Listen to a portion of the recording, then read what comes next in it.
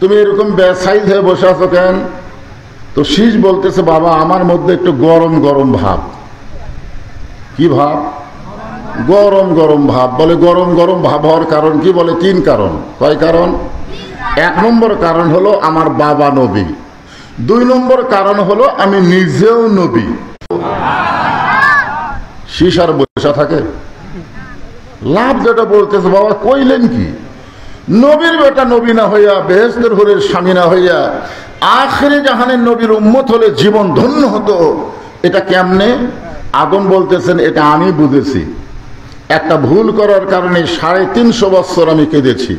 কাঁদার কারণে আমার চোখের পানি পড়তে পড়তে আমার গালের গোস্ত খসে পড়ে গেছে। এরপরও আল্লাহ তাআলা আমার তওবা কবুল করে নাই। এক সময় ওই নবীকে ওসিলা করে যখন তওবা করলাম, সঙ্গে সঙ্গে আল্লাহ আমার তওবাকে কবুল করে নিল। এই শীষ শোনো, ওই নবীর উম্মতেরা যদি সারা জীবন ভুল করে, সারা জীবন যদি পাপ করে, আর কোন এক সময় তওবা করতে গিয়া মাছির মাথার মতন সামান্য পানি চোখের কোণায় বের করে দেয়, এই বিশ্ব নবীর উম্মত হওয়ার খাতিরে আল্লাহ তার জীবনের সব গুনাহ মাফ করে দিবে।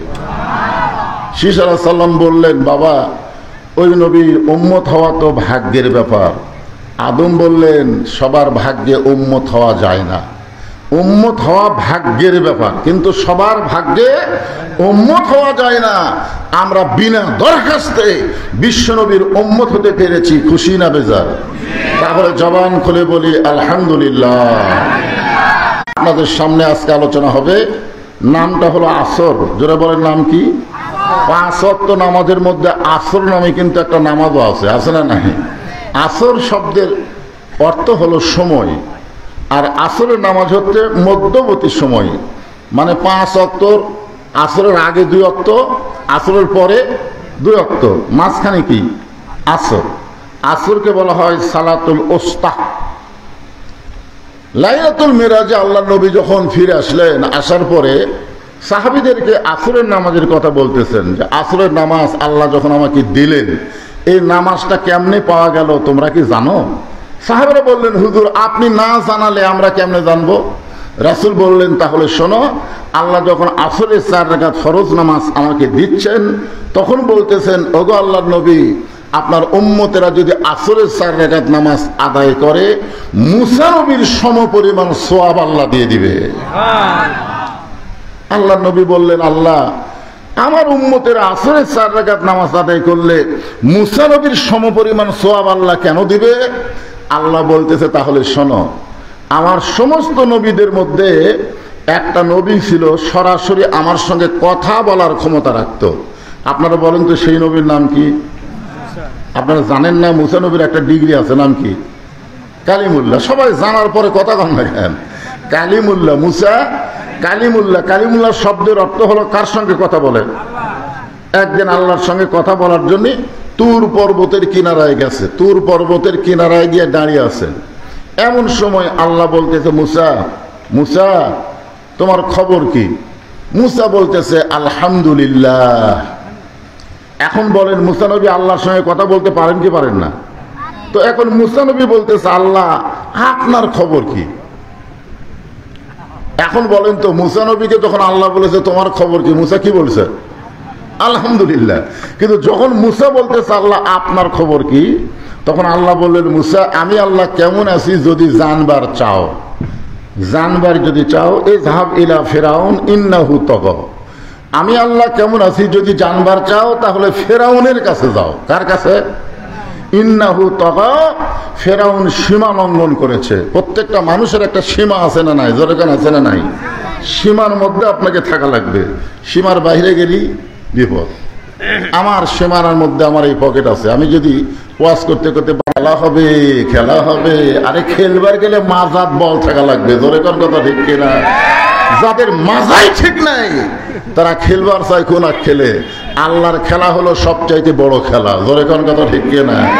এমন খেল দিছে যে ওই দলের মেম্বার থেকে এমপি মন্ত্রী যত নেতা ছিল সব কোন জায়গাতে আছে এখন অনুবীক্ষণ যন্ত্র দিয়ে খুঁজে পাওয়া যাচ্ছে না। বড় আল্লাহ। সঙ্গে সঙ্গে মুসা বললেন, লা ইলাহা ইল্লাল্লাহু মুসা কালিমুল্লাহ। যে মাত্র মুসা বলেছে লা ইলাহা ইল্লাল্লাহ, সঙ্গে সঙ্গে ফেরাউন জিকির বন্ধ করছে। এতক্ষণ ফেরাউন কি জিকির করতেছিল? আনা রব্বুকুমুল আল্লাহ, আমি হলো সবচাইতে বড় আল্লাহ। আর যেই মুসা বলেছে লা ইলাহা ইল্লাল্লাহ, আল্লাহ ছাড়া কেউ নাই, সঙ্গে সঙ্গে ফেরাউন লাভ দিয়ে উঠছে। আপনারা বলেন তো লা ইলাহা ইল্লাল্লাহর পাওয়ার আছে না নাই? এতক্ষণ বেটা কি আছিল? বসে আছিল। এবার লাভ দিয়ে বলতেছে মুসা, তোমার আল্লাহর জিকির যদি করবার চাও, তোমার আল্লাহর যাকাত যাও। আমার এরিয়ার মধ্যে তোমার আল্লাহর জিকির চলবি না। আপনার বলেন তো আল্লাহর জায়গা কোনটা আর ফেরাউনের জায়গা কোনটা? সব তো আপনারা করছেন না, আপনারা সব বলতেছেন যে বাড়িতে আমি এতক্ষণ রেস্টে ছিলাম, এরা কার? অমুকের। আল্লাহ। তাহলে আল্লাহর কয়ে দেখুন ওই বাড়ি আল্লাহ ছাড়বি? আপনারা এই যে আঙ্গুল দিয়ে কি বলেন? আশহাদু আল্লা ইলাহা ইল্লাল্লাহ বলেন কি বলেন না? এই আঙ্গুল দিয়ে কি দেন? শাহাদত। এর নাম কি? কি আঙ্গুল? শাহাদত আঙ্গুল। তাহলে এই আঙ্গুল দিয়েই তো আপনি বলতেছেন ওই যে আমার পুকুর হুজুর, ওটা আমারই পুকুর, ওই পুকুরের সামনে জমি, এগুলো সব আমার। ওই পিছন দিকে যা দেখতেছেন আমার বড় ভাই। এই সাইটের মধ্যে পাও দেওয়ার মতন অন্য কারো জায়গা নেই। তো সবই যদি তোমাকে হয় আল্লাহর, তখন বলতে যে হুজুর আল্লাহটা দেখতে গেলে 2 মিনিট হাঁটা লাগবে। 2 মিনিট হাঁটা মসজিদের সামনে এসে বলতে যে হুজুর এখানেও আল্লাহর কিছু ছিল না, আমার চাচা 10 শতক আল্লাহ দান করছে। আমার চাচা 10 শতক আল্লাহ কি করছে? দান করছে। আর আমরা টাকা পয়সা দিয়ে আল্লাহ ঘর বানিয়ে দিছি। তখন ফেরেশতা কয় আল্লাহ এই দেশের নাম কি? যেই দেশে ওর চাচা দান করলে তোমার জায়গা হয় আর ওরা টাকা পয়সা দিয়ে তোমার ঘর বানিয়ে দেয়, এই দেশের নাম কি? আল্লাহ বলতেছে ওই দেশের নাম হলো বাংলাদেশ। ওই দেশে শুধু কোরআনের ওয়াজ শোনে, কিন্তু বাস্তবে আল্লাহর কোরআনকে আমল করে না। এই কোরআনকে যদি বাংলার মুসলমান গ্রহণ করে, তাহলে সাহস আঙ্গুল দিয়ে কোনোদিন বলতে পারবে না এই জায়গা আমার, বরং সে বলবে এই জায়গা আমি দেখাশোনা করি, এই বাড়ি আমি দেখাশোনা করি, মূল মালিক আমি না, মূল মালিক হচ্ছে আমার আল্লাহ। ধরে বলেন কথা ঠিক কি না? তো ফেরাউন কি বলতেছে? মুসা তোমার আল্লাহর জিকির করবার গেলে তোমার আল্লাহর যাকাত যাও, আমার এরিয়ার মধ্যে তোমার জিকির চলবে না। সঙ্গে সঙ্গে মুসা নবীর রাগ বেশি না কম? এই জোরে কোন রাগ বেশি না কম? হাত চুলকানো শুরু করছে, হাত চুলকাচ্ছে। আল্লাহ বুঝবার পারছে যে মুসা যে হাত দিয়ে আজরাইল চড় মেরা চোখ কানা করে দেয়, এই হাতের পাওয়ার আছে না নাই? জোরে কোন আছে না নাই? একদিন আজরাইল এসে মুসা নবীকে বলতেছে ও আল্লাহ নবী মুসা আপনার জান কবজ করবার চাই। যেই বলতেছে মুসা আপনার জান কবজ করবার চাই, মুসার সাথে সাথে আল্লাহর সাথে যোগাযোগ। আল্লাহ আমি একটা তোমার নবী, আর এই বেটা আজরাইল আমাকে সালাম না দিয়া আমার জান কবজ করবার চাই, ই তো বেদক। তা আল্লাহ বলতেছে মুসা তুমি কি করবার চাও? মুসা বলতেছে একটা সোয়াল মারবার চাই। আল্লাহ বলে মুসা তোমার হাত আজরাইল, তুমি খেয়াল করে দেখো তো তোমার হাত দিয়ে আজরাইলের হাতও পাবা। তখন মুসা বলতেছে আল্লাহ তুমি কি মনে করছো আমি একলা মারবো?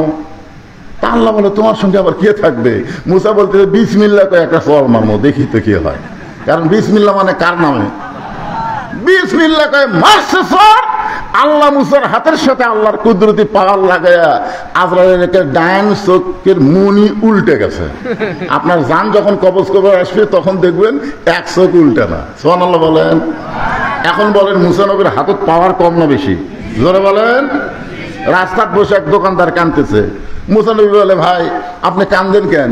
বলে ফেরাউনের বাবুর্চি বাজি খাতে খাতে সব শেষ, যখনই টাকা চাই তখন আমাকে চিনিস আমি ফেরাউনের লোক, আমাকে চিনিস আমি আওয়ামী লীগ, এরকম বলতেছিল না কথা কন? তো বলে আমাকে চিনিস আমি ফেরাউনের লোক। তো মুসা বলতেছে তাহলে টাকা চাইলে কি কয়? ফেরাউনের লোক। তো সেটা কোথায়? ওই যে সামনে যাচ্ছে, হুজুর দেখেন ওই যে সামনে যাচ্ছে। মুসা ওই টুপিওয়ালা মানুষ দৌড়ে গিয়ে বাবুর্চির সামনে দাঁড়াইছে, এই ফেরাউনের বাবুর্চি টাকা দে, টাকা দে। তখন ফেরাউনের বাবুর্চি কয় রে মুন্সি, এ মোল্লা তুই আমাকে চিনিস আমি কার লোক? মুসা বলে তুই কার লোক? বলে আমি ফেরাউনের লোক। মুসা কয় আমি আল্লাহর লোক। আমি আল্লাহ তুই ফেরাউনের, এই বলে মারছে চর, এক চরই বাবুরছে মরছে, এক চরই শেষ। এখন বলেন মুসা নবীর হাতত পাওয়ার আছে না নাই? যেই মাত্র ফেরাউন বলেছে আল্লাহর জিকির করলে আল্লাহর জাকাত যাও, সঙ্গে সঙ্গে মুসা নবী হাত চুলকায়। আল্লাহ বলেন ওদু ইলা সাবিলি রাব্বিকা বিল হিকমা মাউইজাতিল লিল হাসানা। মুসা, আমি ফেরাউনের কাছে পাঠাইছি গন্ডগোল করার জন্য নয়, বরং হিকমতের সঙ্গে দাওয়াত দাও, সুন্দর ভাষায়। জোরে কান সুবহানাল্লাহ। যখন মুসা নবী সুন্দর ভাষায় ফেরাউনকে দাওয়াত দেওয়া শুরু করলেন, তারপরেও যখন ফেরাউন গ্রহণ না করে, ফেরাউন বলতেছে আমি লা ইলাহা ইল্লাল্লাহকে বিশ্বাস করি না। এ মুসা, আমার কাছে এই দাওয়াত কেন দিবি? এই বলে ফেরাউনকে ফেরাউন যখন সৈন্য সামন্তকে বললেন ধর, যেই বলছে ধর, মুসা বলতেছে আল্লাহ ফেরাউনের সৈন্যগুলো আমাকে ধরবার চাই, এখন আমি কি করব? আল্লাহ বলে দৌড় মার। কার হুকুম? তাহলে দৌড়ানা কার হুকুম? আপনারা কি মনে করতেছিলেন হাসিনা যে হারে অত্যাচার শুরু করছিল, বাংলার জনগণ কিছু করবার পারত না? কিন্তু আল্লাহ বলেছেন একটু ধৈর্য ধর, দৌড়দৌড়ি কর, একটু আলুর বাগড়ের মধ্যে লুকা থাক, সময় আসবে। জোরে কোন কথা ঠিক কি না? আল্লাহর হুকুমে মুসা নবী মারছে দৌড়।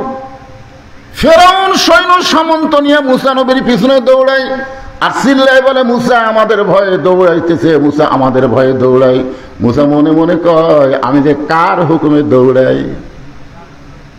আপনারা বলেন তো, গিরি সাওরের মধ্যে যে আল্লাহ নবী লুকিয়ে ছিল, এটা কি আবু জেহেলের ভয়ে?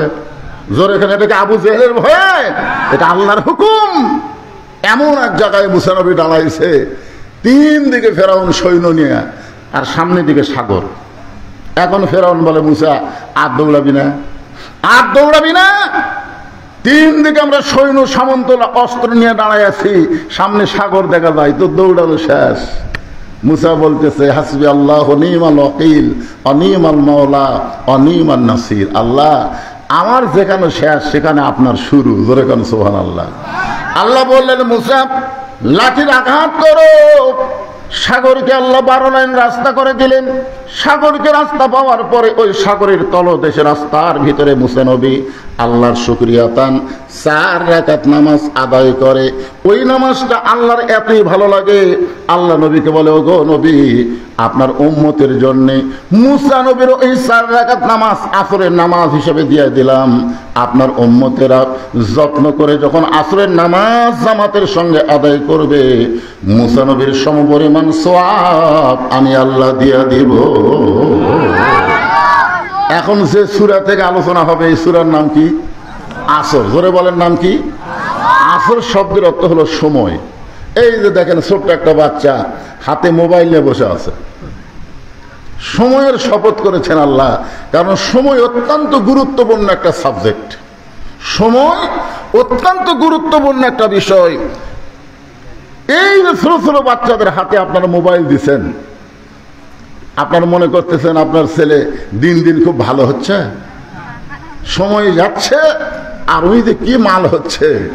এখন বুঝতে না পারলে কিছুদিন পরে চোখের পানি বের হবে, তখন আর কান্দা কোনো লাভ হবে না। কাঁচা কুঞ্চি আপনি যেমন করবেন তেমন করা যাবে, কিন্তু কুঞ্চি যদি পেকে যায়, শুকনা হয়ে যায়, তখন আর কিছু করা যায় না, কিছু করবার গেলে ভেঙ্গে যায়। জোরে কোন কথা ঠিক কিনা? এই জন্যে আল্লাহ রাসূল বলেছেন 7 বছর থেকে নামাজের তালিম দাও, 10 বছর থেকে জোর করে নামাজ ধরো। তোমার এই সন্তান নিয়ে তোমার কোনো টেনশন করা লাগবে না, আমার নামাজই তাকে ভালো করে দিবে। জোরে কোন কথা ঠিক কিনা? আল্লাহ তাআলা সময়ের কসম করলেন। সময় অত্যন্ত গুরুত্বপূর্ণ একটা সাবজেক্ট। আজ থেকে প্রায় 50 বছর আগে আব্দুল আলিম, নাম শুনছেন? আব্দুল আলিম সময় নিয়ে একটা গান গাইছে, সময়ের ওপরে। মিশে মায়ায় বন্দি থাইকা করলাম কত খেলা, পশ্চিমে তাকায়া দেখো তোমার ডুইবা গেছে বেলা। এক পলকের নাই ভরসা, মিশে সকল আশা, কখন বুঝি দারুণ ঝড়ে ভাঙবে তোমার বাসা। আপনারা যারা এখানে এসেছেন, আপনারা কোনো এক লোককে দাঁড়ায় বলতে পারবেন, হুজুর আমি এখানে এসেছি, এখান থেকে বাড়ি যাবই।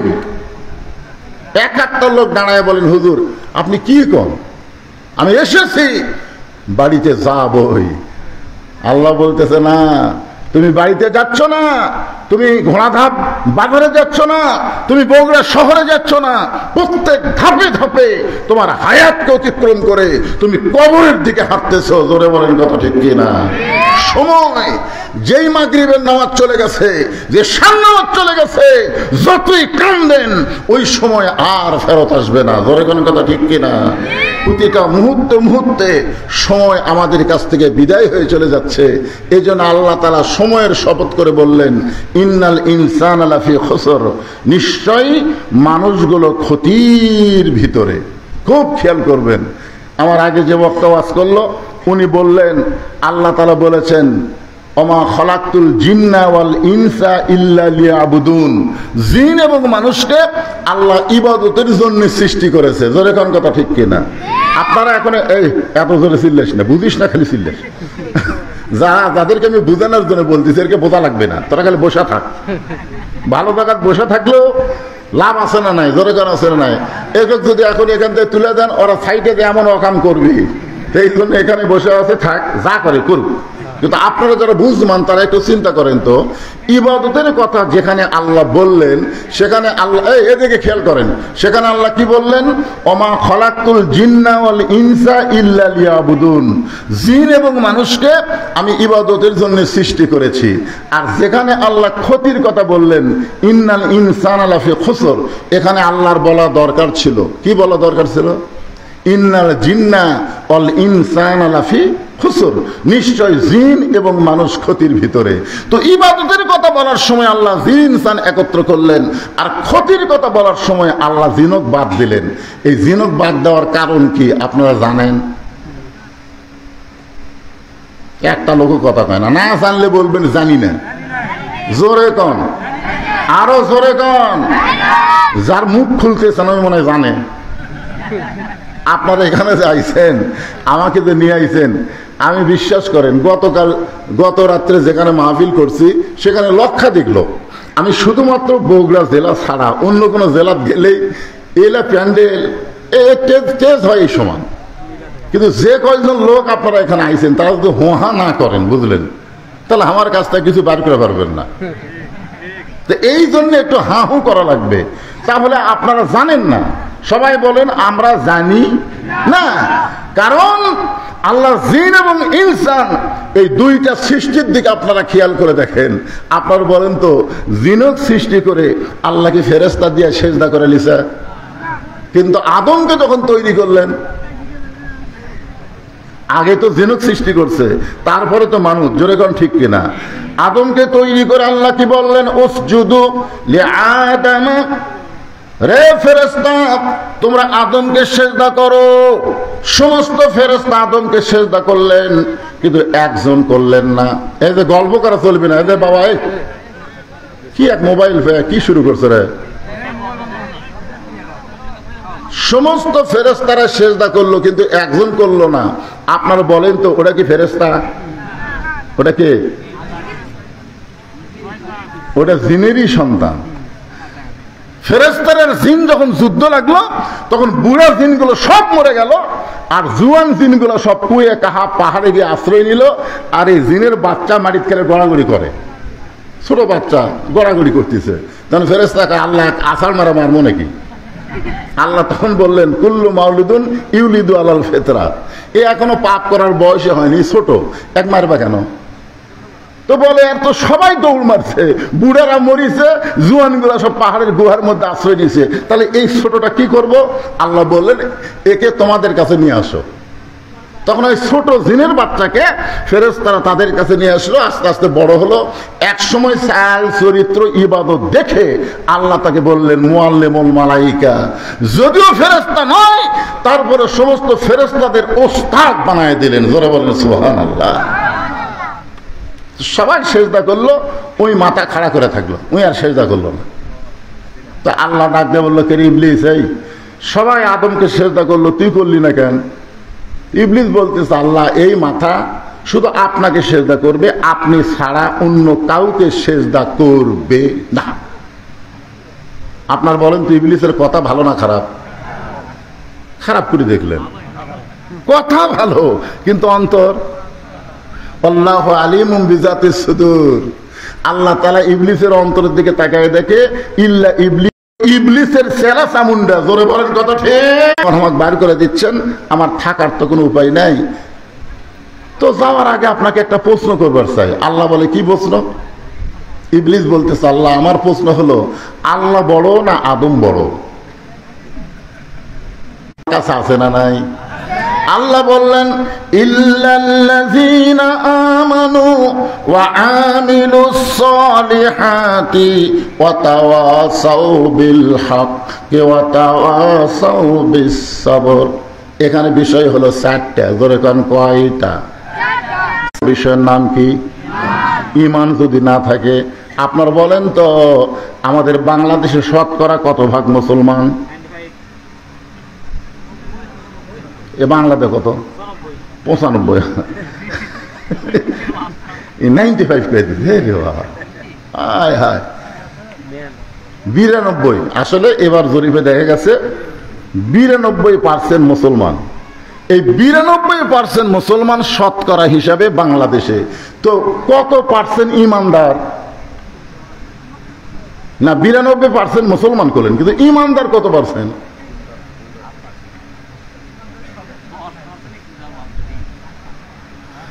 এখন একটা হাদিস আপনাদের বলি, দেখেন তো এই হাদিসটা উনি খবর ভালো দেওয়ার পারবে যে ফজরের সালাত খায়রুম মিনান নাম শোনার পরে কি রকম মুসল্লি হয়। কারণ 5 ওয়াক্ত নামাজের মধ্যে ফজরের নামাজ কেউ যদি মসজিদে জামাতে না পড়ে, আল্লাহ রাসূল বলেন সে নামাজ বাড়ি পড়লেও মুনাফিক। জোরে কোন কথা ঠিক কিনা? ওই নামাজ যদি বাড়িতে পড়ে তা ওই মুনাফিক হবে। এত গুরুত্বপূর্ণ নামাজ হলো ফজরের নামাজ। এখন চিন্তা করেন আমরা ইমানদার কয়জন? আমরা নামাজ ভঙ্গের কারণ জানি, আমরা ওযু ভঙ্গের কারণ জানি, আমরা কিন্তু রোজা ভঙ্গের কারণ জানি, কিন্তু ঈমান ভঙ্গের কারণ আমরা জানি। আর কথা হয় না, জানেন না? আচ্ছা কেউ যদি আপনাদের মধ্যে এরকম গজল গায়, আমার দয়াল বাবার দরবারেতে কেউ ফিরে না খালি হাতে। ঈমান ভঙ্গের 1 নম্বর কারণ হলো শিরক করা, আল্লাহর সঙ্গে কাউকে শরীক করা। সাথে সাথে ঈমান ভেঙ্গে ওই মুমিন থেকে মুশরিক হয়ে যায়। আপনাকে এলাকায় দুর্গা পূজা হচ্ছে? হয়নি? বাঁচছেন? আরে আপনাদের গাঁও না থাকলে এলাকাত হয়নি?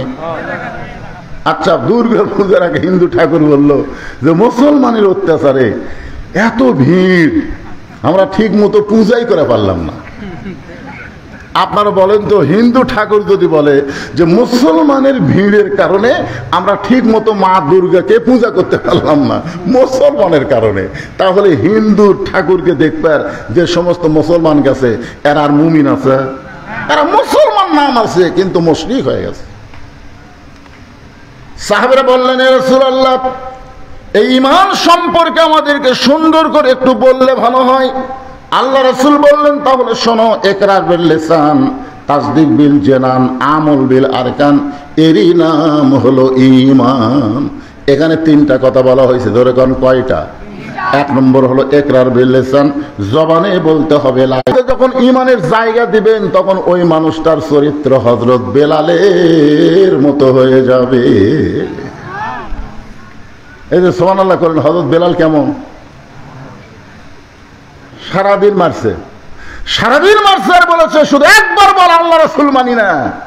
বেলাল বলে যত মারো লা ইলাহা ইল্লাল্লাহ। পদে রাত্রেবেলা চলে গেল। এমন সময় বেলাল বলতেছে আল্লাহ তুমি আমার জাতির পিতা ইব্রাহিমের জন্য আগুনের চুলা যদি শান্তির বাগান বানানো পারো, তুমি যদি মুসা নবীর জন্য সাগরকে রাস্তা বানানো পারো, তাহলে তুমি তো সে আল্লাহ আছো, তুমি কি আমার বুকের পাথর তুলার মতন পাতলা করে দিবার পারবা না? যখন আল্লাহ পারবে কি পারবে না? পারবে না। বেলালের ঈমানের কাছে পাথর আল্লাহ তুলা বানায় দিচ্ছে। সকালবেলা কাফেরেরা বেলালের লাশ নিতে এসে দেখে বেলালের নিঃশ্বাসে পাথর উঠতেছে আর ডাবতিছে, উঠতেছে আর ডাবতিছে। হায় হায়, আপনারা বলেন তো ইমানদারের পাওয়ার আছে না নাই? ইমানদারের নিজন দৌড়ে এসে বেলালের মুখের মধ্যে হাতটা ঢুকায় জিব্বাটা টেনে বের করে এই জিব্বার মধ্যে পেরেক ঢুকায় দেয়, জিব্বার মধ্যে পেরেক ঢুকায় দেয়। তারপরেও যেন বেলাল আল্লাহ বলতে না পারে। বেলাল আল্লাহ না বলতে পারলেও আহাত আহাত আহাত আহাত শব্দ উচ্চারণ করতেছে। সমস্ত কাফেররা হই হট্টগোল করে হাসতেছে। বেলাল চোখের পানি বের করে, মাবুদ জীবন চলে যাবে কিন্তু একটা মুহূর্তের জন্য তুমি ছাড়া আমি থাকতে চাই না। সঙ্গে সঙ্গে কোরআনের আয়াত নাজিল হয়ে গেল, ওয়া মাআকুম আইনামা কুনতুম। বেলাল তুমি আছো যেখানে আমি আল্লাহ আছি সেখানে। লিল্লাহি তাকবীর। তাহলে ইমানের 3 নম্বর কি? আমল বিল আরকান। ইমান অনুযায়ী আমল করা লাগবে। আপনারা বলেন তো, সূরা আসরের 2 নম্বর বিষয় হলো ওয়া আমিলুস সলিহা, নেক আমল করা। এ ভাইজান মনোযোগ দিয়ে শোনেন, ইমান অনুযায়ী যদি আমল করতে চান 1 নম্বর আমলের নাম কি? যে আমল না করলে ইমান থাকে না। আমি আগে হাদিস বলেছি, যে আমল না করলে, আপনি যদি রোজা না করেন আপনাকেও কাফের বলতে পারবে না, আপনি যদি হজ না করেন আপনাকেও কাফের বলতে পারবে না, আপনি যদি যাকাত দিবার না পারেন আপনাকেও কাফের বলতে পারবে না। কিন্তু মান তারাকা সালাতু মুতাম্মিদান ফাকাত কাফারা, ইচ্ছা করে 1 ওয়াক্ত নামাজ বাদ দিল সে কাফের হয়ে গেল, কাফের হয়ে গেল। তাহলে আপনারা বলেন তো, আমলের মধ্যে যে কয়টা আমল আল্লাহ দিছে এর মধ্যে 1 নম্বর আমলের নাম কি? সবাইকে বলা লাগবে। 1 নম্বর আমলের নাম কি? নামাজ। কয় ওয়াক্ত পড়েন? কয় ওয়াক্ত? জুমার নামাজের কতগুলো আছে পাটি, সবার শেষে এসে আগে যায়। এরকম কিছু মুসল্লি আছে না নাই? এখন হয়েছে দেখবেন, আসবে সবার শেষে, যাবে সবার আগে। একজনের বইয়ের ঘরে বাচ্চা আইছে, নিয়ত করছে, আল্লাহ তুমি যদি আমাকে একটা পুত্র সন্তান দাও আমি পীর সাহেবকে 1 সন্ধ্যা ভাত খিলাবো। আল্লাহ একটা কন্যা সন্তান দিছে, আর ভাত কিরান লাগে? পরের ঘরে আবার একটা বইয়ের ঘরে বাচ্চা আইছে, নিয়ত করছে, আল্লাহ তুমি যদি আমাকে একটা পুত্র সন্তান দাও আমি মসজিদের ইমামকে 1 সন্ধ্যা ভাত খিলাবো। আল্লাহ সেইবারও একটা কন্যা দিছে। পরের বার চান্স নিচ্ছে দিকে আর একবার চান্স নেই। যেরকম আমি 3 বার চান্স নিয়ে 3টাই বেটি হবে, বুঝলেন? পরের বার চান্স নিয়ে বইয়ের পেটে যখন বাচ্চা আইছে তখন রাগ করে বলতেছে, আল্লাহ তুমি যদি আমাকে একটা পুত্র সন্তান দাও আমি শয়তানকে 1 সন্ধ্যা ভাত খিলাবো। মানে রাগ করে কয়ে ফেলে দিছে। আল্লাহ সেইবারই একটা পুত্র দিছে। সন্তানের মা এখন সন্তানকে কোলে নিয়ে বলে, দিয়ে আল্লাহ বোঝে মন কায়রা নিতে কতক্ষণ, দিয়ে আল্লাহ বোঝে মন কায়রা নিতে কতক্ষণ। তুমি যে নিয়ত করলে পুত্র হলে শয়তানকে 1 সন্ধ্যা ভাত খিলাবা, তো শয়তানক দাওয়াত দাও না কেন? স্বামী বলে, পীর পাওয়া যায়, ইমাম পাওয়া যায়, শয়তান আমি কোথায় পাই? এখন বউ বলতে, শয়তানকে যদি দাওয়াত না দাও তোমার ভাত খাওয়া বন্ধ। তুমি জানো মান্যত পুরো না করলে সন্তান আমার বাঁচবে না। ওই মনের দুঃখে রাস্তা ঘুরতেছে। একজন বলে, কে রে ভাই মন ভার কেন? মন ভার কেন? বেটা হওয়ার কারণে। কারে পাগলা, বেটা হলে মানুষ খুশি হয়, তোর মন ভার কেন? বলে, নিয়ত করছি ভাই শয়তানকে 1 সন্ধ্যা ভাত খেলাবো। এখন শয়তান আমি কোথায় পাই? বউ বাড়ির ভাত বন্ধ করে দিয়েছে, শয়তানকে দাওয়াত না দিলে আমাকে ভাত দেবে না। তখন ওই লোকটা বলতে, শয়তানকে যদি পাবার চাও তাহলে বাবার দরবারে যাও। মারাত্মক কথা কথা, শয়তানকে যদি পাবার চাও তাহলে বাবার দরবারে যাও। তো বলতেছে, বাবার দরবারে গেলে শয়তান কেমনে পাওয়া যাবে? বলে, আমরা তো বাবার মুরিদ। একদিন বাবার সামনে আমরা কয়েকজন মুরিদ বসে আছি, ইতিমধ্যে বাবা চোখ বন্ধ করে, এক মুরিদ খপ করে পড়ে গেছে। বলতেছে, বাবা আপনি চোখ বন্ধ করে থাকতে থাকতে এরকম হঠাৎ ঝাঁকি মারার কারণ? বলে, আমি চোখ বন্ধ করে দেখতেছি কাবার উঠে একটা মুরগি ঘুরতেছে, এটি থেকে ঝাঁকি দিয়ে মুরগি খেতে দিলাম, যদি পায়খানা করে। মুরিদরা কয়, হাই রে বাবা, কোথায় কাবা আর কোথায় বাবা? যে বাবা চোখ বন্ধ করলে কাবা ঘরের মুরগি দেখবার পায়, সেই বাবার কাছে তা শয়তান কোন জায়গাতে আছে? বাবাই কাবার ঘরে যা। মুরদের কথা মতোই বাবার দরবারে গেছে। বাবা বলতেছে, কে রে, তোকে নতুন দেখতেছি, তোর নিয়ত কি? তোকে তো কোনোদিন দেখি না। বলে, বড় আশা নিয়ে আইছে বাবা, শয়তান কোন জায়গাতে আছে একটু খবর দেন তো।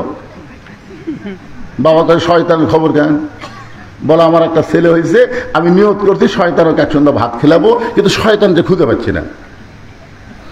কেন তুই নিয়ত করে পারিস না পীর সাহেব এক সন্ধ্যা ভাত খেলাবো? বলে, হ্যাঁ, বাবাকে খাওয়াবার চাইছিলাম, কন্যা হচ্ছে। ইমামকে খাওয়াবার চাইছিলাম, কন্যা হচ্ছে। যেই শয়তানকে খাওয়াবার চাইছি, পুত্র হচ্ছে। বাবার হাতে এক লাঠি ছিল, মারছে বাড়ি। ওই বাড়ি খায় আসতেছে, আস্তে আস্তে রাস্তার মধ্যে ইমামের সাথে দেখা। ইমাম বলতেছে, ভাই কোথায় গেছিলেন? বলে, বাবার দরবারে। কেন? বলে, শয়তানের খোঁজে। খোঁজ তো দিবার পারলো না, লাঠিতে মারলো বাড়ি। ইমাম বলতেছে, শয়তানকে খুঁজবার অত দূর যাওয়া লাগবে কেন? ওই আটরশি যাওয়া লাগবে, শয়তানকে খুঁজবে? অত দূর যাওয়ার দরকার নাই। শয়তানকে যদি পাবার চান, লাগাতার 3 জুম্মা মসজিদের শেষ কাতারে নামাজ পড়বেন। আপনি খালি খেয়াল করে দেখবেন, সবার শেষে আসে কে, সবার আগে যায় কে? সবার শেষে আসবে, সবার আগে যাবে।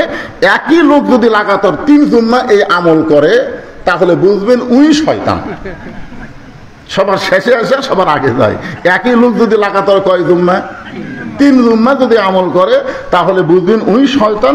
ওরে এক সন্ধ্যা ভাত খাওয়াই দিলে আপনার মান্যত পুরা হবে। কারণ আল্লাহ কোরআনে বলেছে, মিনাল জিন্নাতি ওয়ান নাস, শয়তান খালি জিনের মধ্যে না, শয়তান মানুষের মধ্যে আছে।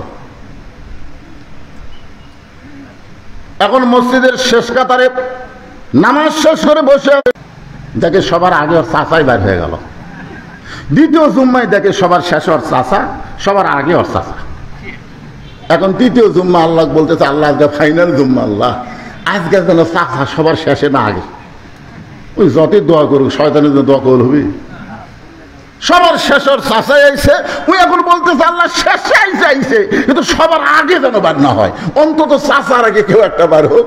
কারণ আমি শয়তান দেখবার চাই, তাই বলে বাপের ছোট ভাই শয়তান হোক, এটা আমি দেখবার চাই না। কিন্তু যেই মাত্র সালাম ফিরেছে, চাচাই আগে বার হয়ে গেছে। একদিক দিয়ে খুশি, একদিক দিয়ে বেজার। খুশি হওয়ার কারণ হলো শয়তান পাওয়া গেছে, আর বেজার হওয়ার কারণ হলো চাচাই শয়তান।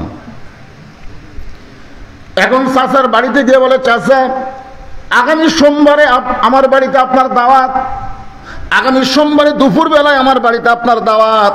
চাচা ছোট বাচ্চার মতন কাঁদতেছে। বাচ্চা বলে, চাচা কান্দেন কেন? চাচা কান্দের বলে, বর্তমানে বইয়ের অত্যাচারে, বেটার বইয়ের অত্যাচারে বেটার বাড়িতে আমার খাওয়া হয় না, আপনি ভাস্তা হয়ে আমার দাওয়াত দিলি। অনেক বেটার বউ আছে, গ্লুকোজ খাবেন। বউ বলতেছে, আমার মাও দুটাই খায়, ডাবো খাই, গ্লুকোজও খায়। তখন বলতেছে, আমি আম্মার জন্য ডাবো আনবো, গ্লুকোজ আনবো। এই কথা বলে ওই ব্যাগলা বের হচ্ছে, দেখে দরজা তোর মা খাড়া হয়ে আছে। মায়ের দিকে তাকায় না, মাথা নিচু করে যাচ্ছে। মা বলতেছে, বাবা গত সপ্তাহে 10 টাকার পান আনছিলি, পান ফুরে গেছে, আজকে যখন ঘোড়া বাজারে যাচ্ছিস আমার জন্য 1 বিড়া পান আনিস। বলে, এই জন্যই তো তাকাই না, খালি খাই না। আগে কাম হয়ে যায়, তারপরে বলবো এখন ঠিক কি না। বাগান একটু মনোযোগ দেন। এইরকম জুমার নামাজ আদায় করে অনেক আল্লাহর বান্দা। আগামী সোমবারে চাচার ভাস্তার বাড়িতে চাচার দাওয়াত। আমি আপনাদের অবশ্যই বলবো খবরটা কি হয়। তার আগে যারা শুধু জুম্মার নামাজ হয় তাদের জন্য বলতেছি। একজন আমাকে বলতেছে, হুজুর আমি 5 ওয়াক্ত পড়ি না, শুধু জুম্মার নামাজ পড়ি, আমি কি বেনামাজি? কোনো সীমা? আল্লাহ হাসরের ময়দানে বলবে, এই যারা 5 ওয়াক্ত নামাজ পড়নি, খালি জুম্মার নামাজ পড়েছো, আমি আল্লাহ তাদেরকে জান্নাত দিয়ে দিলাম, যাও। তখন খালি জুম্মা যারা পড়ছে আর ওরা খুশি হবি ভাই। ওরা কষ্ট করে ফজর পড়ছে, জোহর পড়ছে, এসা পড়ছে, খালি জুম্মা পড়ে জান্নাতে যাচ্ছি রে। জান্নাতের দরজার যায় দেখে বিশাল একটা তালা। জুম্মা পাটি বলবে, আল্লাহ 5টা দাগ থাকা লাগবে, দাগে দাগে মিল হবে, কুটটুস করে তালা খুলবে। তোর চাবির মধ্যে দাগ আছে, ভাই তেল তেলা। আল্লাহ কিসের 5টা দাগ? আল্লাহ বলবেন, ফজর, জোহর, আসর, মাগরিব, এশা, এই 5 ওয়াক্ত নামাজ যারা পড়বে, as-salatu মিফতাহুল জান্নাহ, তাদের চাবিটা জান্নাতের দরজা খুলে যাবে। জোরে বলেন সুবহানাল্লাহ। এই তেল ধাপের মরদেরা, আপনারা মরদ মানুষ, আপনাদের জন্য 1 নম্বর আমল হলো নামাজ। কিন্তু যারা মেয়ে মানুষ, তাদের জন্য 1 নম্বর আমল কি? আমি চা খাই না ভাই, জীবনেও চা খাই না এদের ওপর। 42 বছর হয়ে গেল আমার ওয়াজের বয়স, চা কেউ খিলাফ পারনি। আমি সেই দিন চা খাবার চাইছি যেদিন আমার সামনে বসা শ্রোতারা সবাই 1 কাপ করে পাবি। কারণ খাওয়ার একটা আদব আছে, একলা খাইও না, সবাই মিলা খাও। জোরে কোন কথা ঠিক কিনা? এক সাহাবী নবীর কাছে 1 গ্লাস দুধ নিয়েছে, এসে বলতেছে ইয়া রাসূলুল্লাহ, এই দুধটা যদি আপনি পান করেন তাহলে আমি খুবই খুশি হই। নবী গিলাসের দিকে তাকালেন আর সাহাবীর দিকে তাকালেন। এখন এতগুলো সাহাবীর সামনে আমি ওয়াজ করতেছি আর তুমি 1 গ্লাস দুধ লিয়াচ্ছ। তোর কাছে হুজুর আমার বাড়ির তো আর নাই, বস, তোর বাড়ির যখন নাই তোর বস। 2 ঢোক খালি দুধ শেষ, পেট ভরে কেমনে হবে? আবু বকর রাদিয়াল্লাহু বারবার গিলাসের দিকে তাকায় থাকে। রাসূল ডাক দেবার আলী, আবু বকর, যে 2 চোখ তোমার গিলাসের দুধ কম দেখতেছে এই 2 চোখ তুমি বন্ধ করে দাও। সঙ্গে সঙ্গে আবু বকর 2 চোখ বন্ধ করে দেখে তার হাতে দুধ দিচ্ছে। আবু বকর বললেন, ওমর চোখ বন্ধ কর। বন্ধ কর। ওমর ফারুক চোখ বন্ধ করে দেখে তার হাতে দুধের গিলাস নাই, আল্লাহ তাআলা দুধের বালতি বানায় দিয়েছে। জোরে করে সুবহানাল্লাহ। সবাই চোখ বন্ধ করে দুধ পান করে পেট ভরে গেল। নবীর কাছে দুধের গিলাস দিল, নবী দুধ পান করে সাহাবীকে বলল, ধরো গিলাস ধরো। সাহাবী তাকায় দেখে যা দুধটাই আছে। বলল, ইয়া রাসূলুল্লাহ, যা দুধ দিলাম তাই আছে। রাসূল বললেন, তোমার দুধ তুমি দিয়েছো, কিন্তু তুমি দাওয়াতকারী, আর যিনি খাওয়াইছেন তিনি হলেন আল্লাহ। খাওয়ানোর মালিক কে? তুমি দাওয়াতকারী। আল্লাহ তাআলা তোমার দুধের উপরে বরকত দিয়া, আমা মিন দাব্বাতিন ফিল আরদি ইল্লা আলাল্লাহি রিজকুহা। জোরে বলেন আল্লাহু আকবার। একটু খেয়াল করেন, পুরুষ মানুষের জন্য 1 নম্বর হলো নামাজ, আর নারীদের জন্য 1 নম্বর হলো পর্দা। আল্লাহ রাসূল বললেন, ফাতেমা, তোমার সঙ্গে আমার গুরুত্বপূর্ণ কিছু কথা আছে। ফাতেমা বললেন, বাবা কি গুরুত্বপূর্ণ কথা? রাসূল বললেন, ফাতেমা, কখনো কি তোমার মনে হয় যে তোমার বাবা বিশ্ব নবী বলে আল্লাহ তোমাকে জান্নাত দিবে? এই কথা কি কখনো মনে হয়? ফাতেমা বলতেছে, বাবা সব সময় আমার মনে হয় আমার বাবা বিশ্ব নবী, এই ওসিলায় আল্লাহ আমাকে জান্নাত দিবে। রাসূল বললেন, ফাতেমা, বিশ্ব নবীর মেয়ে হওয়ার কারণে আল্লাহ তোমাকে জান্নাত দেবে না। জান্নাতে যদি যাওয়ার চাও, জান্নাতের আমল করে তোমাকে জান্নাতে যেতে হবে। ফাতেমা বললেন, বাবা মেয়েদের জন্য জান্নাতের আমল কি? রাসূল বললেন, মাত্র 4টা আমল করা লাগবে। আমার মায়েরা যারা পর্দার অন্তরালে আর বাবারা যারা সামনে আছেন, একটু গুরুত্ব দিয়ে শোনেন। 1 নম্বর নামাজ, 2 নম্বর রোজা, 3 নম্বর স্বামীর খেদমত করা। যখন স্বামী খেদমত চাবে তখন খেদমত করা লাগবে। আর 4 নম্বর হলো সতীত্বের হেফাজত, পর্দা করা। রাসূল বলেন, ফাতেমা 24 ঘন্টার মধ্যে 5 বার নামাজ পড়লে নামাজের হক আদায় হবে। 24 ঘন্টায় নামাজ পড়া লাগবে না। রমজান মাসে শুধু রমজান মাসে রোজা রাখলে রোজার হক আদায় হবে, সারা বছর রোজা রাখা লাগবে না। ও ফাতেমা, স্বামী যখন খেদমত চাবে তখন খালি স্বামীর খেদমত করবে, সবসময় খেদমত করা লাগবে না। কিন্তু সতীত্বের হেফাজত, পর্দা করা, এই পর্দা ফাতেমা 24 ঘন্টায় করা লাগবে। 1 মুহূর্ত নারীরা পর্দা ছাড়া থাকতে পারবে? কথা জোরে কর না কেন? 1 মুহূর্ত। সঙ্গে সঙ্গে ফাতেমার কাছে একটা ওড়না ছিল, এই ওড়নাটা মাথার উপরে দিয়া ফাতেমা বললেন, বাবা এই মুহূর্তে আমি পর্দার মধ্যে ঢুকে গেলাম। এই মুহূর্তে আমি পর্দার মধ্যে ঢুকে গেলাম। আল্লাহ রাসূল বললেন, আল্লাহ আমার মেয়ে পর্দার মধ্যে ঢুকে গেল, আল্লাহ তুমি তার পর্দাকে কবুল করে নাও। ফাতেমা বললেন, পর্দার মধ্যে ঢুকে গেলাম। রাসূল দোয়া করলেন, পর্দার মধ্যে ফাতেমা ঢুকে গেল। একদিন আল্লাহ রাসূলকে বলে, নবী গো, আপনার ফাতেমার পর্দা দেখে আমি আল্লাহ এত খুশি হয়ে গেছি, আমি আপনার মেয়েকে ডিগ্রি দিলাম, আমি আপনার মেয়েকে ডিগ্রি দিলাম সাইয়্যিদাতুন নিসাই আহলিল জান্নাহ, ফাতেমা তুজ জোহরা, আপনার ফাতেমা হবে। এই খুশি। ফাতেমা ডাকতে বলেন, ফাতেমা আল্লাহ তোর পর্দা কবুল করছে রে, তোকে জান্নাতের একজন নেত্রী বানাই দিছে। ফাতেমা তো সে আনন্দ, আল্লাহ আমাকে জান্নাতের একজন নেত্রী বানালো। বাংলাদেশের নেত্রী না, জান্নাতি নারীদের নেত্রী। এই কথা বলে রাসূল যখন চলে যাচ্ছে খুব খুশি। এমন সময় আল্লাহ ডাকতে বলে, হাবিব খবর আর একটা আছে। রাসূল বললেন, আল্লাহ কি খবর? বলে, আপনার ফাতেমা জান্নাতি নারীর নেত্রী হবে, কিন্তু আপনার ফাতেমার আগে একটা নারী জান্নাতে যাবে।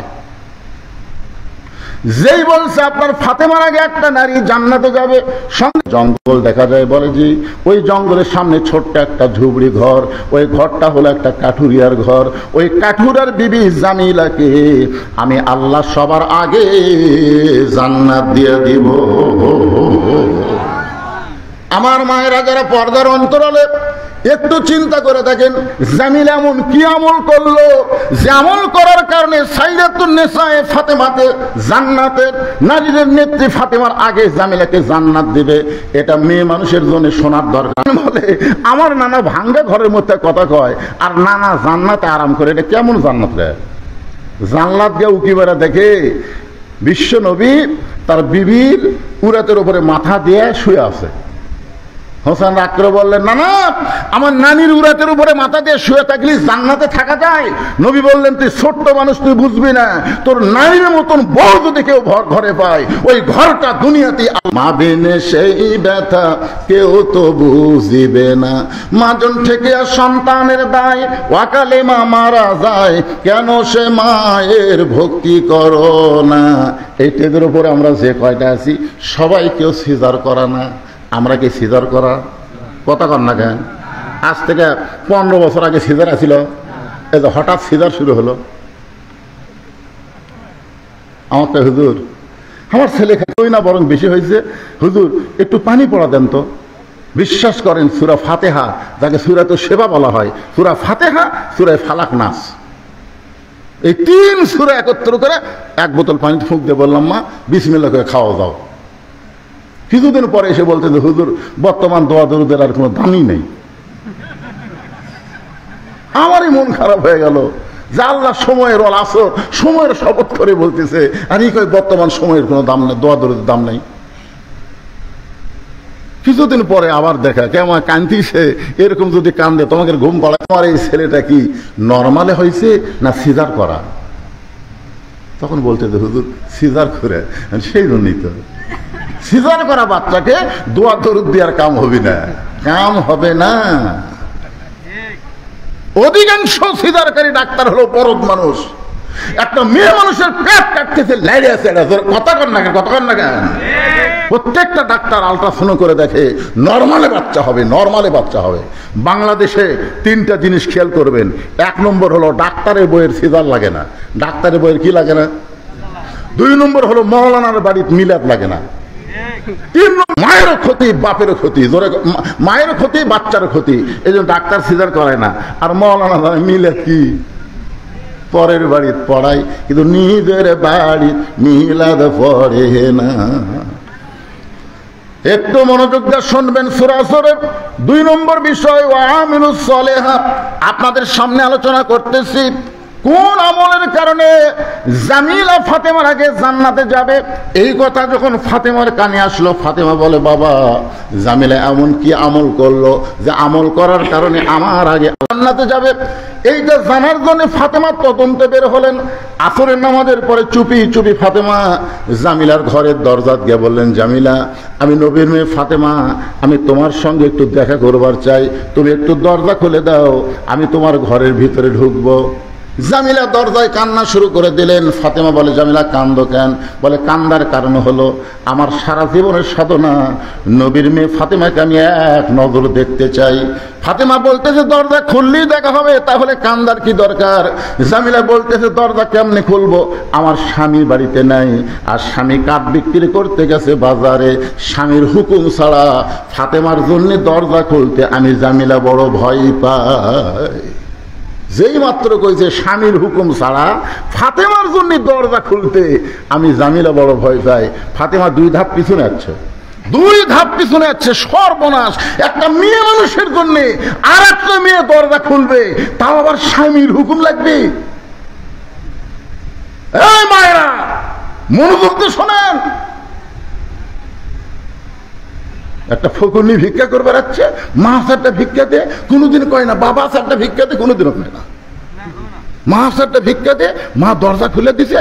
ওই ঘরের মধ্যে যায়, বাড়ির মধ্যে যায়, দেখে মোটর সাইকেল কোন জায়গা থসে, কি কোন জায়গা থসে, এই শালা ফকুনি সব দেখছে। দেখে এসে চোরক কষে, মোটর সাইকেল ওই ধারত থাকে, ওই ধারত থাকে, পাওয়ার টিলার সব কষে। পর 2 দিন পর চুরি হয়ে গেছে। এখনকার অধিকাংশ চোরের সাথে ফকুনির লাইন আছে। কথা কন না কেন, কথা কন না কেন ভাই রে? নবীর শিক্ষা করো না ভিক্ষা, মেহনত করো সবে। সামান্য কিছু হলেই কতগুলো ফকুন্নি স্বামী কয় তালাক দে, ভিক্ষা করে খামো। ধরে কোন কথা ভিক্ষা না, তালাক দে ভিক্ষা করে খাবি। শুধুমাত্র অসহায় ছাড়া, অন্ধ ছাড়া, বৃদ্ধ ছাড়া, তাদেরকে ছাড়া অন্য কাউকে ভিক্ষা দেওয়া যাবে? কথা বলেন না কেন? ভিক্ষা দেওয়া যাবে? যাবে না। পাইকারে হারে সবাইকে ভিক্ষা দেওয়া যাবে না ভাইজান। একটু মনোযোগ দিয়ে কথাগুলো শুনতে হবে। আমি ওয়ামিলুস সালিহাত, তারপর আসতেছে ওয়াতাওয়াসাউ বিল হক ওয়াতাওয়াসাউ বিস সবর। আপনারা কি বিরক্ত হচ্ছেন? একটু মনোযোগ দিয়ে কথাগুলো শুনতে হবে। ফাতেমা 2 ধাপ পিছনে আইছে যে স্বামীর হুকুম ছাড়া আমার জন্য দরজা খোলে না, এর বাড়ির মধ্যে ঢোকাই লাগবে। এমন কি আমল করে যে আমল করার কারণে আমার আগে আল্লাহকে জান্নাত দেবে, এটা আমার জানাই লাগবে। ফাতেমার আকর্ষণ আরো বাইরে গেছে। জামিলা বলতেছে, ওগো নবীর মেয়ে ফাতেমা, আজকের মতো আপনি বাড়িতে যান, আগামীকাল যদি এই সময় আসেন, আসা মাত্রই দরজা খুলে দিব, কারণ রাত্রেবেলা স্বামীর কাছ থেকে আমি হুকুম নিব, স্বামীর কাছ থেকে হুকুম নিব, আগামীকাল আসা মাত্রই দরজা খুলে দিব। পরদিন ফাতেমা চুপি চুপি জামিলার বাড়ির দিকে যখন রওনা দেয়, ছোট্ট একটা বাচ্চা সামনে দাঁড়ায় বলে, মা গতকাল বিকেলবেলা আপনাকে অনেক খুঁজেছি মা, কিন্তু আপনাকে খুঁজে পাই নাই। আজকেও চোরের মতন কোথায় যান, আমিও আপনার সঙ্গে যাবার চাই। ফাতেমা দেখলেন বাচ্চাটা হলো হোসাইন। হাসান হলে বুঝান যাইতো, কিন্তু হোসাইন বড় জেদি, বুঝালেও কাজ হবে না। ওই হোসাইনকে সঙ্গে করে জামিলার বাড়ির দরজায় যেই মাত্র গেছে, হোসাইন দরজার সামনে গিয়ে বলতেছে, মা এই ভাঙ্গা দরজায় তুমি গতকাল আইছিলা, আজকেও কেন আসলা? এই বাড়িতে এমন কি আছে মা, যেই বাড়িতে আমার মাকে বারবার আসতে হয়, এই বাড়িতে এমন কি আছে? এমন সময় ফাতেমা দরজায় গিয়ে বললেন, জামিলা তুমি কি দরজা খুলবা না? জামিলা বলতেছে, 1 ঘন্টা হলে আমি দাঁড়িয়ে আছি, আপনি আসা মাত্রই দরজা খুলে দিব। ফাতেমা বলতেছে, তাহলে দরজা খুলে দাও। এবার জামিলা বলতেছে, কে যেন আপনাকে মা মা বলে চিৎকার করে ডাকলো। ওই বাচ্চাকে নিয়ে যদি আপনি ঢুকতে চান, তাহলে আজকের মতো আপনি ফেরত যান, কারণ আমার স্বামী শুধুমাত্র আপনার জন্য দরজা খোলার হুকুম দিয়েছে, আপনি বাচ্চাকে সঙ্গে করে আনবেন, এই হুকুম তো আমার স্বামী দেয় নাই। সঙ্গে সঙ্গে হোসেন রাগ করে বলে, মা যেই মেয়েটা আমি থাকার কারণে তোমার জন্য দরজা খোলে না, এই মেয়েটা কোনোদিন ভালো মেয়ে হতে পারে না, অত্যন্ত খারাপ মেয়ে। সঙ্গে সঙ্গে ফাতেমা হোসেনকে বুকের মধ্যে নিয়ে কপাল একটা চুমু দিয়ে বলে, বাবা তুমি যে মেয়েটাকে খারাপ বলতেছ, তোমার নানা বলেছে ওই মেয়েটা তোমার মায়ের আগে জান্নাতে যাবে। তুমি যে মেয়েটাকে খারাপ বলতেছো, তোমার নানা বলেছে ওই মেয়েটা তোমার মায়ের আগে জান্নাতে যাবে। সঙ্গে সঙ্গে হোসাইন মায়ের হাত ধরে বলতেছে, মা তাহলে আসল জায়গায় চলো, এই নকল জায়গায় ঘুরে কোনো লাভ হবে না। ফাতেমা বলতেছে, আসল জায়গা কোনটা? হোসেন বলে, তুমি চেনো না, আমি তোমাকে টেনে টেনে আসল জায়গায় নিয়ে যাব। আপনারা বলেন তো, গোটা পৃথিবীর মধ্যে আসল জায়গা কোনটা? গোটা পৃথিবীর মধ্যে আসল জায়গা কোনটা সেটা আপনারা বোঝেন নাই, কিন্তু বহু বছর আগে আব্দুল আলিম গানের মধ্যে বলে দিয়েছে, মনে হে বড় আশা ছিল আমি যাব মদিনায়। সবাই বলেন, মনে বড় আশা ছিল আমি যাব মদিনায়। আচ্ছা, এই গান গাইলে গুনাহ হবে? এই গান প্রথম কে গাইছিল? আব্দুল আলিম 69 সালে দিনাজপুরে। দিনাজপুরের সমস্ত আলেমেরা ফতোয়া দিছে, আব্দুল আলিম আপনি মূর্খ, আপনি মূর্খ থেকে এই গান এভাবে গাচ্ছেন। আব্দুল আলিম বলতেছে, আমার মধ্যে মূর্খামির কি দেখলে? সমস্ত আলিম বলতেছে, আব্দুল আলিম গানটা যদি গাবার চাও তাহলে এভাবে গাও, মনে হে বড় আশা ছিল যাব মক্কা মদিনায়। তুমি মক্কারে বাদ দিয়ে শুধু মদিনায় যাওয়ার চাও, যেই মক্কায় 1 রাকাত নামাজ পড়লে 1 লক্ষ রাকাত নামাজের সওয়াব, জোরে গান সুবহানাল্লাহ, সেই মক্কা বাদ দিয়ে তুমি মদিনায় যাওয়ার গান গাইতেছো। বরং তুমি বলো, মনে বড় আশা ছিল যাব মক্কা মদিনায়। আব্দুল আলিম তখন কোরআন থেকে একটা শিল্পী হয়েও কোরআন বুঝে কোরআন থেকে তেলাওয়াত করলেন, কুল ইন কুনতুম তুহিব্বুনাল্লাহ ফাত্তাবিউনি ইউহিব্বুকুমুল্লাহ ওয়া ইয়াগফির লাকুম যুনুবাকুম ওয়াল্লাহু গফুরুর রহিম। আব্দুল আলিম বলল, রে আলিমেরা শোনো, ওই মদিনার মানুষটাকে যদি হাত করতে পারো, ওই মদিনার মানুষটার সুন্নত যদি আমল করো, ওই মদিনার মানুষটার আদর্শ যদি গ্রহণ করো, তাহলে শুধু মক্কা নয়, মক্কার মালিক পর্যন্ত রাজি হয়ে যায়। শুধু মক্কা নয়, মক্কার মালিক পর্যন্ত রাজি হয়ে যায়। তাহলে আসল জায়গা কোনটা, মক্কা না মদিনা? সবাইকে বলা লাগবে কোনটা, আরো জোরে। আচ্ছা, আপনাদের যদি সরকার একটা টিকিট দেয়, বলতেছে দূরে টিকিট আছে, একটা মক্কা যাওয়ার টিকিট, যারা মক্কায় যাবি তারা মদিনায় যাওয়ার পারবি না, আর একটা টিকিট হলো যারা মদিনায় যাবি তারা মক্কা যাওয়া পারবি না, আপনারা কোন টিকিট কাটবেন? কেন কাটবেন? কারণ মক্কা কি আছে, কথা কয় না, আল্লাহর ঘর। যেই দিন মক্কা বিজয় হলো, সাহাবেরা বললেন, ইয়া রাসূলুল্লাহ, মক্কা যখন বিজয় হলো, আজকে আমরা কাবা ঘর তাওয়াফ করব। আল্লাহ রাসূল বলেন, আমারও মন চাচ্ছে, চলো যাই। সমস্ত সাহাবী নিয়ে নবী মুআল্লিম হয়ে, শিক্ষক হয়ে সবার আগে আগে নবী যাচ্ছে, সাহাবারা পিছনে পিছনে যাচ্ছে। রাসূল বললেন, 7 পাকে এক তাওয়াফ। কয় পাকে? কি হাজি সাহেব ঘুম ধরছে নাকি? 7 পাকে কয় তাওয়াফ? এক তাওয়াফ। তো এখন 7 পাক না দিলে কিন্তু তাওয়াফ হবে না। তো আল্লাহ রাসূল 4 পাক দেওয়ার পরই ব্রেক করলেন।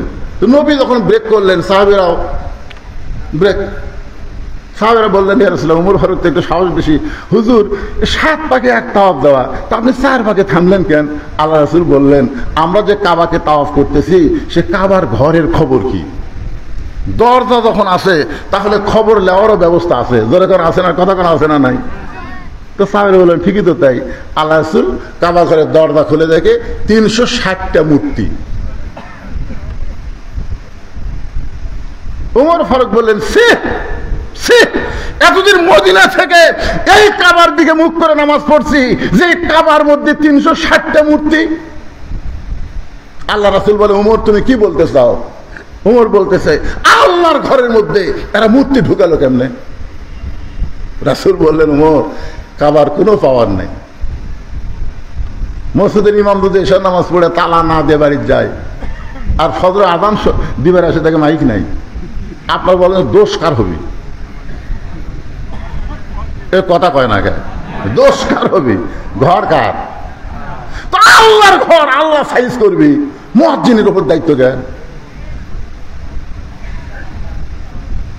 কাবার কোনো দাম নাই যদি কাবার আশেপাশে মুসলমান না থাকে, ধরে কারণ ঠিক কিনা? মসজিদের কোনো দাম থাকবে না যদি মসজিদে মুসল্লি না যায়। আমি আক্কেলপুর ওয়াজ করতে যাওয়ার সময়, আসরের নামাজের সময় রাস্তার পাশে একটা মসজিদ, আসরের নামাজ পড়ার জন্য মসজিদে ঢুকলাম, গোটা মসজিদ টাইস করা, সেই টাইস 32x32, কিন্তু লোকদের দেখে ধুলে। আমি মুয়াজ্জিনকে বললাম, কে রে ভাই, ধুলে কেন? ঝাড় দাও না। তাই হুজুর আজান দেয়, আকামত দেয়, কেউ আসে না, তো খামাকা ঝাড় দিয়ে কি হবে? এই দেখেন, আমি যেটি নামাজ পড়ি এটি পরিষ্কার, আমি নামাজ পড়ি গামছা দিয়ে বাড়ি মারি, আল্লাহু আকবার। তার আগে আপনি যখন আসছেন আপনার জন্য পরিষ্কার করে দিচ্ছি হুজুর। আমি বলি, তাহলে ঝাড় দাও না। না হুজুর, শুধু জুম্মার দিন ঝাড় দিই, শুধু নামাজের দিন ঝাড় দিই। আমাদের এলাকার লোকেরা মনে করে জুম্মার দিন হলো নামাজের দিন। মনে আছে চাকার কথা, মনে আছে না ভুলে গেছে? সব মনে থুবা। আগামী সোমবার ভাস্তার বাড়ি চাচার দাওয়াত, একটা খেলা হবে, ধরে কারণ কি হবে? একটা খেলা।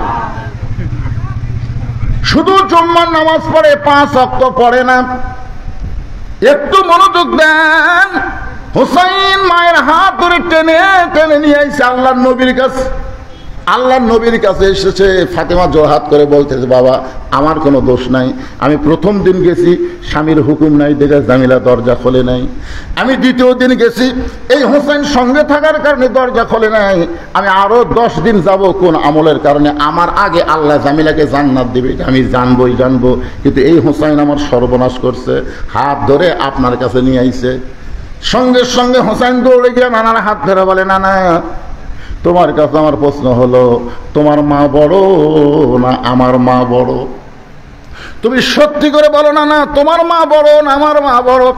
নবীর চোখে পানি আসে, কান্দার বলে হোসাইন রে, আমার মা আমিনা জান্নাত পাবে কি পাবে না তার কোনো গ্যারান্টি নেই, আর তোর বা ফাতেমাকে আল্লাহ জান্নাতি নারীদের নেত্রী বানাইছে। হোসাইন বলতেছে যদি তুমি এটা জানতে তাহলে সাধারণ একটা কাঠুরার বইয়ের দরজায় আমার মাকে যাবার বলতা না। এটা যদি তুমি জানতে না, না আমার মাকে কাঠুরার বইয়ের দরজায় তুমি পাঠাইতা না। কোন আমলের কারণে? ওই কাঠুরার খারাপ বউ। জোরে কোন কি বউ? নবী কি বলেছে? ফাতেমা তোর আগে জান্নাত যাবে। আর হোসেন বলতেছে ওই খারাপ বউ কোন আমলের কারণে আমার মায়ের আগে জান্নাতে যাবে, এটা না বলা পর্যন্ত আমি তোমার হাত ছাড়তেছি না। এই বলে হাত ইঙ্গা জোরে চাপা ধরছে, বুঝলেন? এমন জোরে ধরছে। নবী ডাকতে বলে আলী রে। আলী দৌড়ে এসে বলে লব্বাইক ইয়া রাসূলুল্লাহ। রাসূল বলে আলী তোর বেটা হোসেন যে হারে আমার হাত চাপায় ধরছে। আলী বলতেছে হোসেন নানার হাত ছেড়ে দাও, নানার হাত ছেড়ে দাও। তোমার নানা, তোমার নানা, তোমার নানা হলো বিশ্ব নবী, হাত ছেড়ে দাও। হোসেন বলতেছে বাবা কি কি রকম করতে জানেন? আলী বলতেছে কি করছে? বলে আমার মাকে কাঠুরের বউয়ের দরজা পাঠিয়ে দিচ্ছে, আমার মায়ের আগে নাকি কাঠুরের বউ জান্নাতে যাবে। আলী বলতেছে তাহলে জোরে হাত ধর। তো নবী বলতেছে কেন জোরে হাত ধরবে কেন? জোরেই তো ধরা লাগবে। কে আগে জান্নাতে যাবে কে পরে জান্নাতে যাবে এটা আপনি পুরুষ মানুষকে বলেন যে 1 নম্বর আবু বকর জান্নাত, 2 নম্বর উমর জান্নাত, 3 নম্বর ওসমান জান্নাত, 4 নম্বর আলী জান্নাত। একটা মরদ মানুষ মন খারাপ করবি না। মরদ মানুষের নিয়ত হলো জান্নাত তালি হলো। জোরে কোন কথা ঠিক কিনা? কিন্তু আপনি মেয়ে মানুষকে গোল করে গেছেন কেন? কারণ মেয়ে মানুষের মনের মধ্যে হিংসা কম না বেশি? কথা কর না কেন? আমি খেলাম আমার বইয়ের হিংসা দেখার জন্য একদিন একটা বুদ্ধি করে বললাম আমি যদি জান্নাতে যাই আল্লাহ আমাকে বেহেশতে হুর দিবি। আমার বউ বলতেছে হুর কি গো? হুর হলো সুন্দরী। এই সুন্দরী চোখের কথা বলতেছে, হুরের চোখের সাইজ কেমন হবে, নাকের সাইজ কেমন হবে, এই দুটা বলতে বলতেই দেখি বালুস বগলের তলে নিয়ে ঘরের থেকে বার হয়ে যাচ্ছে। আমি বললাম কোথায় যাচ্ছে? বলে হুর নিয়ে থাকো, আমার কি দরকার, তুমি হুর নিয়ে থাকো। আমি সেই দিনে বুঝলাম এরকে কলজা ভরা খালি হিংসা। জোরে কোন কথা ঠিক কিনা? এরা বেহেশতের হুরকেও সতীন মনে করে। খবরদার কোনোদিন গান বইয়ের কাছে হুরের গল্প করেন না, আপনি কিন্তু ভাত পাবেন না। আমি সেই দিন থেকে তওবা করছি, আল্লাহ যতদিন আর বেঁচে থাকবো আমি আর হুরের ওয়াজই করবো না।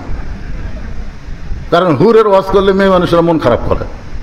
আমরা স্বামীকে এত এত যত্ন করি, এত ভালোবাসি, আর এই স্বামী হুর পেয়ে যদি আমাকে ভুলে যায়। আমি আজকে বলতেছি মা, যদি আপনি জান্নাতি নারী হন তাহলে আপনাকে হুরদের নেত্রী বানায় দিবে। জোরে করে সুবহানাল্লাহ। কারণ আল্লাহ কোরআনে বলেছেন লাকাদ খালাকনাল ইনসানা ফি আহসানি তাকবীম, মানুষকে আমি সর্বোত্তম আকৃতি দিয়ে সৃষ্টি করেছি। হুর কিন্তু মানুষ না, আপনার বউ হলো মানুষ। জোরে কোন কথা ঠিক কিনা? জান্নাতের মধ্যে যখন আপনার বউ যাবে তখন হুরের চাইতো কোটি কোটি গুণ সুন্দরী আল্লাহ বানায় দিবে। জোরে কোন সুবহানাল্লাহ। আচ্ছা আপনারা মনে হয় বেজার হচ্ছেন, সুবহানাল্লাহটা কোয়া যাবে না? লিল্লাহি তাকবীর। আল কোরআনের আলো, কোরআন হাদিস যেখানে, দুনিয়ার মুসলমান। এটা এই জন্য দিলাম যে এখন 11:30 বাজতেছে, আপনাদের এই তকবীরের কারণে একটু ঘুম টুম ক্লান্তি দূর হবে। মানে তকবীর এত একটা পাওয়ারফুল জিনিস, বুঝলেন? গুজরাটে এই যে মোদি, বর্তমান যে ভারতে মোদি নাই, উনি কিন্তু গুজরাট প্রদেশের একসময় মুখ্যমন্ত্রী ছিল।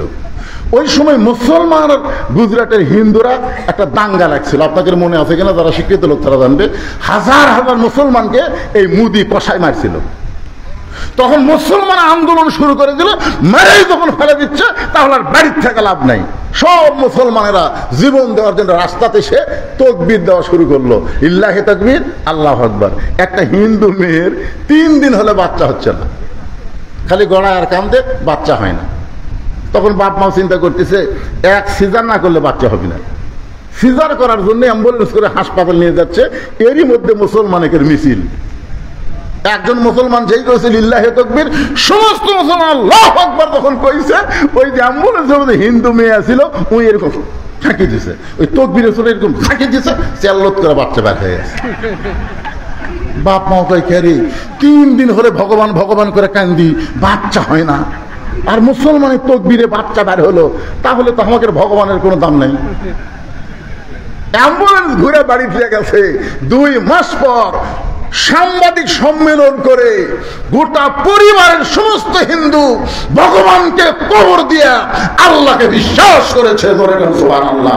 শুধুমাত্র এই তাকবীরের কারণে, খালি তাকবীর। আপনারা বলেন তাকবীরের দাম আছে না নাই? তাকবীর দিলে সবচাইতে খুশি হয় কে? আরো জোরে। আর সবচাইতে বেজার হয় কে? শয়তান। আপনি সুবহানাল্লাহ সুবহানাল্লাহ বলেন, শয়তান আপনার কাছে থাকবে। আলহামদুলিল্লাহ আলহামদুলিল্লাহ বলেন, শয়তান কাছে থাকবে। কিন্তু যে আল্লাহু আকবার বলবেন, যত জোরে বলবেন ওই তত জোরে দৌড় মারবে। আল্লাহ রাসূল বলেছেন, জোরে তাকবীর দিলে শয়তান এত জোরে দৌড় দিবি আর পিছন দিকটা বাতাস বের হয়ে যাবে। জোরে কারণ কি বের হবে? বাতাস, বাতাস। আল্লাহ রাসূল বলেন, আলিফ নিষেধ করেছিলাম কিন্তু আজকে বলার হুকুম দিয়ে দিলাম। কোন আমলের কারণে? ওই কাঠুরেরও জামিলা ফাতেমার আগে জান্নাতে যাবে, এইটা আমি তোমাকে নিষেধ করেছিলাম, আজকে বলার হুকুম দিয়ে দিলাম। আলী বলতেছে, হুজুর আপনি কিন্তু নিষেধ করেছিলেন। রাসূল বলতেছে, আনা মাদিনাতুল ইলমে ও আলিও বাবুহা, আমি হচ্ছে এলেমের শহর আর তুমি হচ্ছে তার দরওয়াজা। এবার হযরত আলী বলতেছে, ফাতেমা কোন আমলের কারণে জামিলা তোমার আগে জান্নাতে যাবে, তুমি কি শুনবার চাও? ফাতেমা বলতেছে, শুনবার চাই মানে আমাকে জানতেই হবে। আলী বলতেছেন, তাহলে ধৈর্য ধারণ করো। একজন মেয়ের প্রশংসা আর একজন মেয়ের কাছে করা বড় কঠিন। একজন মেয়ের প্রশংসা আর একজন মেয়ের কাছে করা, এরকে কি হলো রে? পুষ্কার এত রাত্রে তোরা কুড়ি যাবো কত? এই 11:30 সময় এরাতে 2-3 জন একসাথে যাচ্ছে, এতে নিয়ত কি? আরে ভাই খেয়াল করে দেখেন, আরে কার সন্তান? আপনি বাবা হিসেবে আফসোস করেন, রাত 11:30 সময় আপনার বাচ্চার ঘুরে যাবে। এরাই তো কিশোর গ্যাং হবে। জোরে কোন কথা ঠিক কিনা? এরাই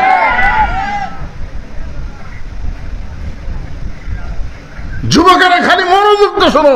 সোমবার দিন চাচা যাবি ভাইস্তার বাড়ি দাওয়াত খাবা, শুক্রবারের ফজিলত কি আজকে বুঝা পাবা।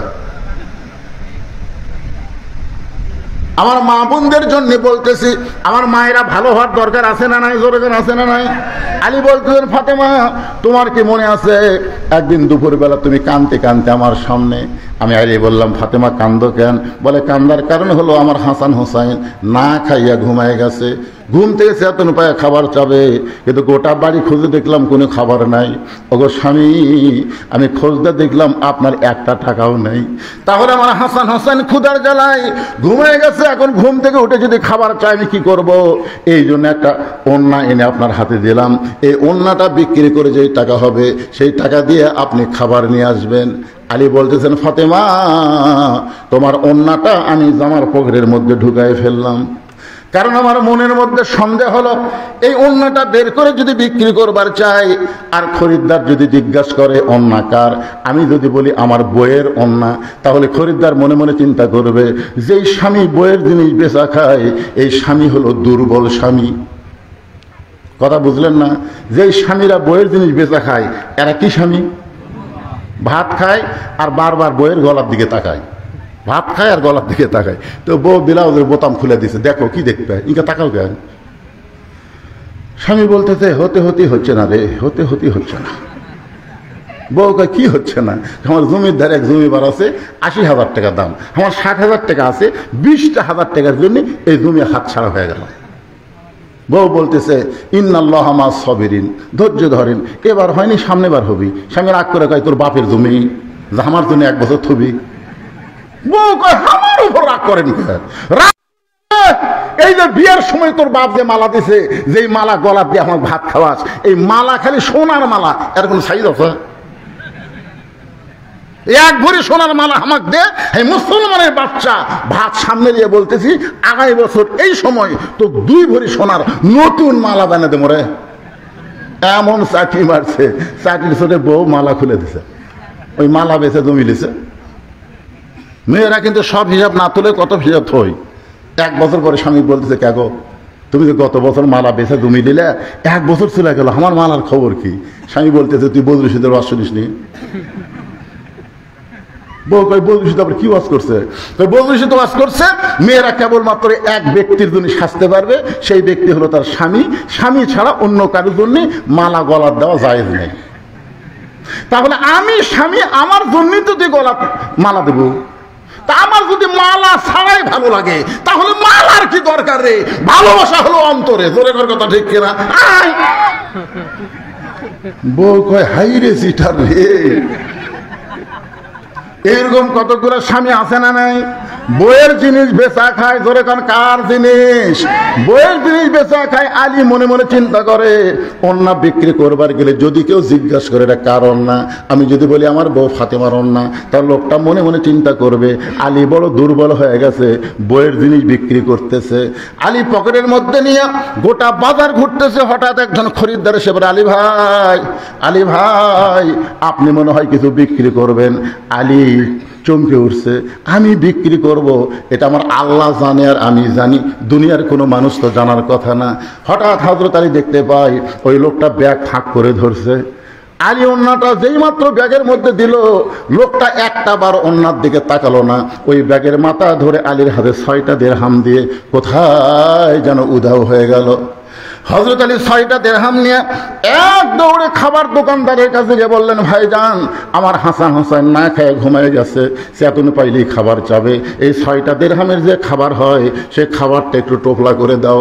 দোকানদার টোপলা করে যখন আলীকে দিবে, আলী পকেট থেকে যখন 6টা দিরহাম দোকানদারকে দিবে, এমন সময় এক ফকির এসে বলতেছে, আলী রে, আজকে 3 দিন হলে আমার বাড়িতে কোনো খাবার নাই। আলী, আজকে 3 দিন হলে আমার বাড়িতে কোনো খাবার নাই। আলী মনে মনে চিন্তা করে, আল্লাহ কোরআনে বলেছেন, আম্মা সাইলা ফালা তানহার, সাইলকারীকে খালি খালি ফেরত দেওয়া যাবে না। আমি কি করব? আমার 1টা দিরহাম ফকিরকে দান করব আর 5টা দিরহাম নিয়ে হাসান হোসেনের খাবার নিয়ে যাব। এই মনে করে ফকিরকে যখন 1টা দিরহাম দান করতে চাই, এমন সময় আল্লাহর কোরআন বলতেছে, ওমা তুনফিকু মিন শাইইন ফি সাবিলিল্লাহি ওয়াফা ইলাইকুম ওয়া আনতুম লা তুজলামুন। আলী রে, তুই যদি ফকিরকে 1টা দিরহাম দিস, আমি আল্লাহ তোকে 10টা দিরহাম দেব। তুই যদি 2টা দিরহাম দিস, আমি আল্লাহ তোকে 20টা দিরহাম দেব। তুই যদি 6টা দিরহাম দান করিস রে আলী, আমি আল্লাহ তোকে 60 দিরহাম দিয়া দিব। জোরে সোরে বলেন সুবহানাল্লাহ। হযরত আলী 6টা দিরহাম ফকিরকে দান করে দেয়। এখন দোকানদার বলতেছে, আলী ভাই, এই যে খাবার টোপলা করলাম, টোপলার খবর কি?